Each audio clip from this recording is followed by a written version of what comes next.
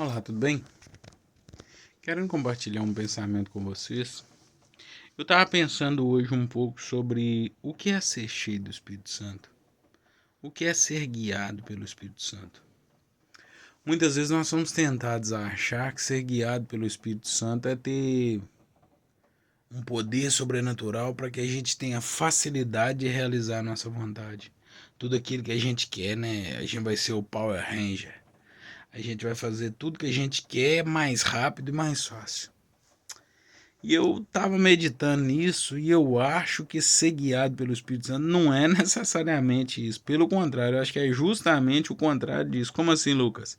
É ter mais dificuldade em fazer o que você quer? Não, na verdade é em perder o direito de fazer o que você quer.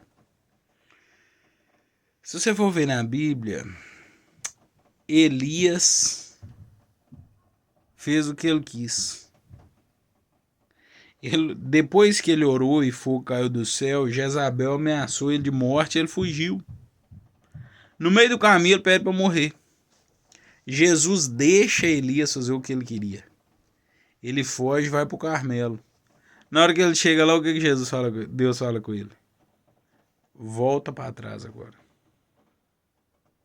Volta pelo caminho de onde você veio. Jonas quis fazer o que ele quis. Entrou num barco para ir para Tarsis. Jesus mandou uma tempestade. O peixe engoliu ele. Olorou do vento do peixe. Foi vomitado na praia. Deus falou com ele a mesma coisa que antes. Vai a Nínive. Não pôde fazer a vontade dele tampouco. Ah, Lucas, mas isso são exemplos do Antigo Testamento. Paulo, em Atos 16, diz que ele passando pela província da Frígia, eu acho, ele foi impedido pelo Senhor de anunciar o evangelho na Ásia. Esse é um versículo que me marca muito. Cara, você quer uma atividade mais nobre que anunciar o evangelho? Paulo foi impedido pelo Senhor de anunciar o evangelho na Ásia. Por quê, Lucas? Não faço ideia, cara. Deus achou que não era o momento, que não era o dia, que não era a hora. Deus tinha outros planos. O mesmo Paulo vai dizer o seguinte, que ele tinha para ele que os apóstolos foram colocados como lixo de todos e escória do mundo. E eu fico pensando nisso às vezes.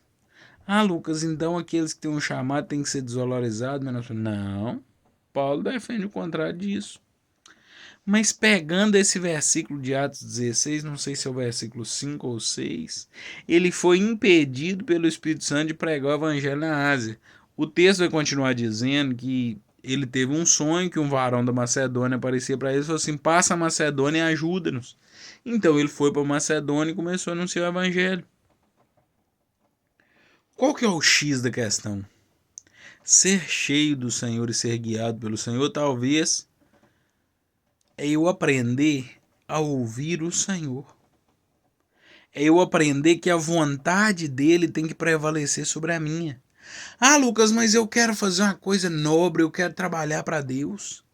Quantos homens que estavam cheios de Deus, fazendo o que eles achavam que era a vontade de Deus, se perderam? Se eu for te dar um exemplo na Bíblia, que é o que eu fiquei meditando, foi Sansão. Sansão era um homem cheio de Deus, cheio do Espírito. Qual que foi o problema?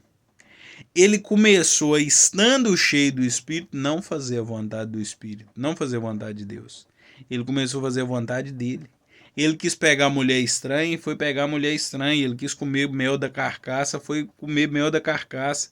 Ele quis voltar e arrumar outra mulher estranha, foi se envolver com Dalila. Ele quis brincar com a Dalila. Tudo que ele quis fazer, ele fez. Qual que foi o problema? É que em determinado ponto o Espírito já tinha se afastado, tinham deixado e ele nem sabia. Ser cheio do Espírito, ser guiado pelo Espírito, é saber ouvir o Senhor para que não seja a nossa vontade que prevaleça e sim a dele. É como Paulo, mesmo querendo fazer as coisas mais nobres, dizer: Senhor, É tempo de eu fazer isso, de eu pregar para aquela pessoa, é tempo de eu ir naquele lugar. Quantos homens e mulheres que tinham chamado para ser pastores, evangelistas, cantores, se perderam? E você fala assim, como uma pessoa que foi chamada para ser pastor se perde? É simples. Ele tinha um chamado, mas não tinha paciência. Como assim, Lucas? Davi tinha um chamado para ser rei, a unção para ser rei. Ele não se precipitou matando Saul para assumir o trono. Ele não criou uma revolução civil lá para ser rei. Se você tiver chamado para ser pastor, você pode descansar em Deus, que no tempo certo Deus vai te dar o ministério. Você não precisa se rebelar contra seu pastor, você não precisa criar uma nova denominação, você não precisa criar uma nova... Cara, espera. Espera, moço. Por que, Lucas? Hoje eu ouvi uma pregação do Luiz Hermínio e falou uma frase forte demais. Você sabe o que é um diabo? Sabe o que é um demônio? É um anjo fora do lugar. Cara, isso me arrebentou, viu? Porque não interessa quão bons nós pensamos ser. Ele era um anjo de luz. Ele era um anjo, cara. Mas como ele deixou o lugar de obediência, o lugar dele, ele tornou-se um diabo.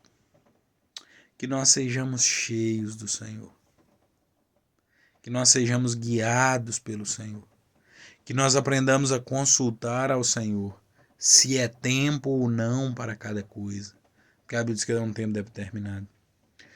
Que nós aprendamos a consultar o Senhor em coisas simples.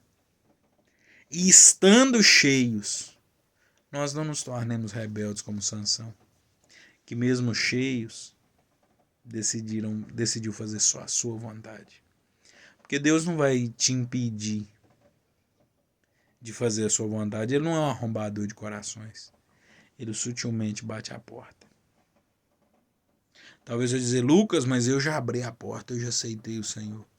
Mas o texto lá de Apocalipse, que ele está batendo na porta, ele não está batendo no coração dos ímpios. É no coração da igreja que ele bate. Porque muitas vezes nós colocamos o Senhor para fora. E ele está batendo, nos pedindo para entrar de novo. Abra o seu coração para o Senhor a cada manhã, a cada tarde, a cada noite. Seja cheio, seja guiado. Mas lembre-se que o ser cheio não é um superpoder para fazer a sua vontade. É um poder para abandonar a sua vontade de fazer a dele. Porque você é forte, justamente porque você é fraco. E quanto mais fraco você for, melhor para Deus, porque o poder dele não se aperfeiçoa na sua força, e sim na sua fraqueza. Coloque sua fraqueza aos pés do Senhor, a sua dependência, o seu medo, a sua dor, o seu pecado, coloque tudo aos pés dele. Que ele nos encha e nos ensine a ser obedientes, para que nós permaneçamos sendo guiados, para não acontecer que o Espírito nos deixe, sem que a gente saiba. E ele tenha que estar no nosso coração, do lado de fora, batendo na porta. Deus abençoe sua vida.